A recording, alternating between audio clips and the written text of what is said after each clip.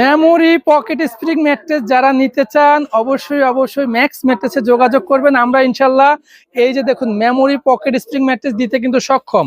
অনেক সময় দেখবেন অনেক ফ্যাক্টরিতে যখন কাস্টমাররা ফোন দিয়ে থাকে আমাদেরকে বলে থাকে যে ভাই মেমোরি ফোম বলতে কিছু নাকি নাই। তো আপনারা ইন্টারন্যাশনালি ইউটিউবে সার্চ দিয়ে দেখবেন মেমোরি ফোম আছে কিনা। তো এটাই হচ্ছে অরিজিনাল মেমোরি ফোম। দেখুন এভাবে আপনারা কিভাবে চিনবেন, চেনার উপায়টাকে শেখাই।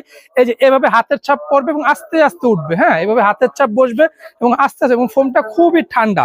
এটা আপনারা অবশ্যই চেক করে নিতে পারবেন, ফোমটা ঠান্ডা এবং সফট।